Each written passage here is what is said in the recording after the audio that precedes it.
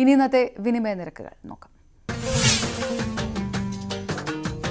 UAE ദിർഹത്തിന് 22 രൂപ 52 പൈസ, Saudi റിയാൽ 22 രൂപ, കുവൈറ്റി ദിനാർ 269 രൂപ 9 പൈസ, ഖത്തറി റിയാൽ 22 രൂപ 76 പൈസ, ഒമാനി റിയാലിന് 214 രൂപ 83 പൈസയും ബഹ്റൈനി ദിനാറിന് 219 രൂപ 36 പൈസയുമാണ് ഇന്നത്തെ വിനിമയ നിരക്ക്.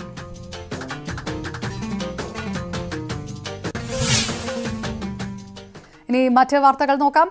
സജി ചെറിയാൻ പിണറായി മന്ത്രിസഭയിലേക്ക് മടങ്ങിയെത്തി. മുഖ്യമന്ത്രി പിണറായി വിജയന്റെ സാന്നിധ്യത്തിൽ ഗവർണർ ആരിഫ് മുഹമ്മദ് ഖാൻ സത്യവാചകം ചൊല്ലിക്കൊടുത്തു. പ്രതിപക്ഷം ചടങ്ങ് ബഹിഷ്കരിച്ചു. സിനിമ, സാംസ്കാരികം, ഫിഷറീസ്, യുവജനകാര്യം എന്നീ വകുപ്പുകളാണ് സജി ചെറിയാൻ തുടർന്നും കൈകാര്യം ചെയ്യുക.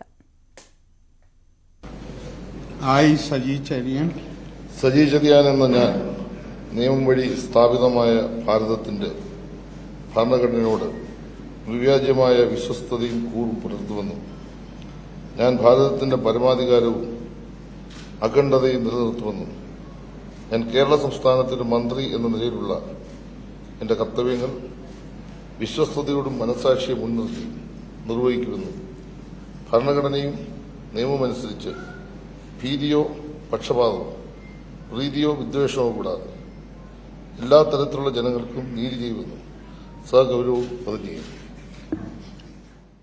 പിണറായി മന്ത്രിസഭയിലേക്ക് സജി ചെറിയാന്റെ മടക്കത്തിന് അതിവേഗം. രാജ്ഭവനിലാണ് ചടങ്ങിൽ മുഖ്യമന്ത്രിക്കും മന്ത്രിമാർക്കും പുറമെ ഇടതുമുന്നണി നേതാക്കളും സജി ചെറിയാന്റെ കുടുംബവും നാട്ടുകാരും പങ്കെടുത്തു. ഗവർണറും മുഖ്യമന്ത്രിയും പൂച്ചെണ്ട് നൽകി പുതിയ മന്ത്രിയെ അനുമോദിച്ചു.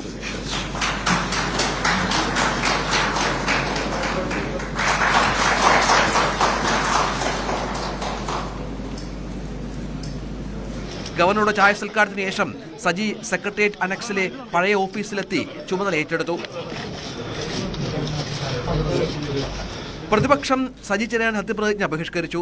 BJP നേതാക്കളും പങ്കെടുത്തില്ല. മന്ത്രി കസേരയിൽ തിരിച്ചെത്തിയെങ്കിലും വിവാദ പ്രസംഗത്തിന്റെ പേരിലുള്ള നിയമപോരാട്ടം സജി ചെറിയാൻ തുടരേണ്ടി വരും. ന്യൂസ് 18 തിരുവനന്തപുരം.